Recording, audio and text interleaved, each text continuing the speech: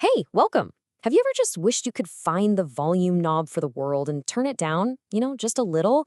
Well, for some people, that's not just a passing thought, it's something they need to get through the day. Today, we're diving into auditory sensitivity, where everyday sounds can feel, well, just way too loud. Let's get into it. Go on, give it a try. Right now, close your eyes and just listen. What do you hear? Maybe the hum of your computer fan, the air conditioning? Most of us are pros at tuning this stuff out. Our brains just decide it's not important and poof, it fades into the background. But imagine for a second that you couldn't. What if you didn't have that filter? What if every single one of those tiny sounds was screaming for your attention all at the same time? Well, that's pretty much the reality for someone with auditory sensitivity. So yeah, this has a name. It's called auditory sensitivity, or sometimes hyperacusis. And what it really means is that the brain is processing sounds at a much higher intensity.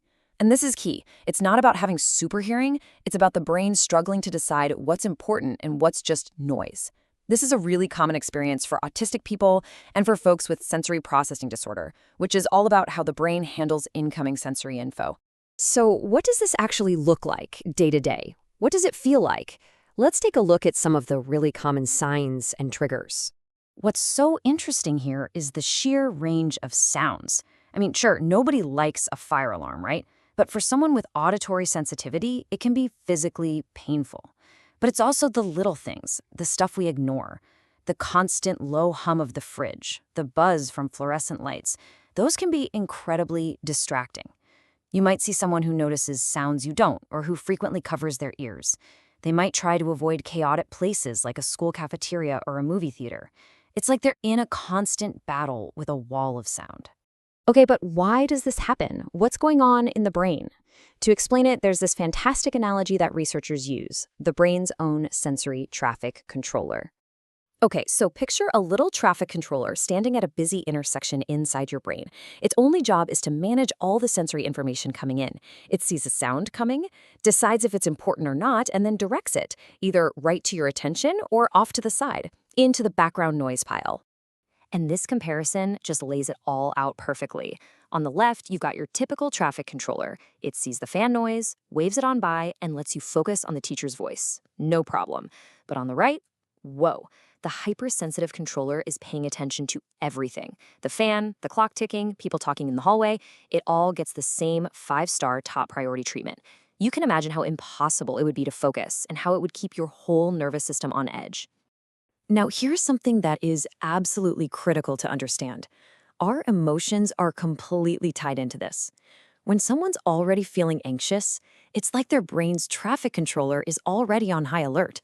You know that feeling when you're walking somewhere unfamiliar in the dark? Every tiny little sound makes you jump, right? Well, for someone with auditory sensitivity, that heightened state can be their default setting. So what happens when that traffic controller just gets totally overwhelmed? Well, you get a full-blown traffic jam, right inside the brain. It might start with just one little thing, the annoying buzz of an overhead light. And then another sound gets added to the mix. And then something sudden. And each sound just piles on top of the last until the whole system just starts to crash. And that right there is auditory overload. The brain literally cannot process all the information anymore. It's a complete sensory gridlock. And I love this quote from the source material. It's like cars in a traffic jam where all the horns are beeping. Perfect description. So when that overload hits, the body's automatic alarm system just takes over. And this is so important to get. This is not a choice. It isn't bad behavior. It's a primal involuntary response. The person might lash out, getting really irritable, that's fight. They might have an overwhelming urge to just get out of there right now, that's flight. Or they might just shut down, become totally unresponsive, that's freeze. Okay, so that all sounds pretty intense. The good news is there are real, practical things we can do to help. So let's talk about some strategies for creating a quieter, more manageable world. A ton of this comes down to just tweaking the environment. It doesn't have to be a huge deal. At home, just having a designated quiet zone can be a total game changer.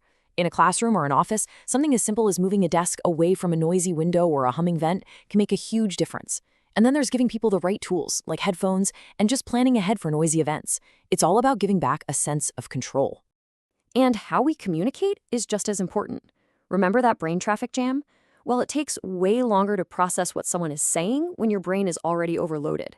So, keeping instructions short and simple, using visuals, giving a little extra time, these things can stop that jam from ever happening.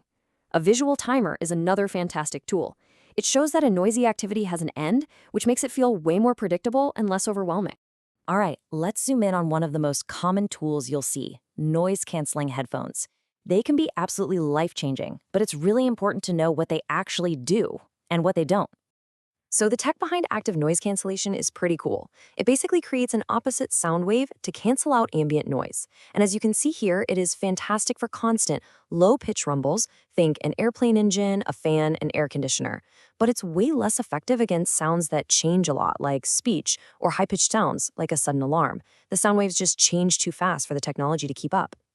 So the main thing to remember is this. Headphones are for noise reduction, not noise elimination. They aren't going to create a magical bubble of silence, and they definitely won't block out a whole conversation happening next to you. It's about turning the world's volume down, not hitting the mute button.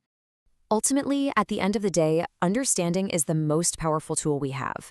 Whether it's providing a pair of headphones, creating a quiet space, or just being a little more patient when you give instructions, it all starts there. It's what helps us move from judging someone's reaction to actually offering empathy and support. And that kind of leaves us with a final question to think about. Sound is invisible, right? And for the most part, so are the internal struggles of people who experience sound differently. So how can we all start to be a bit more mindful of those invisible soundscapes and build a world that's just a little more comfortable for everyone?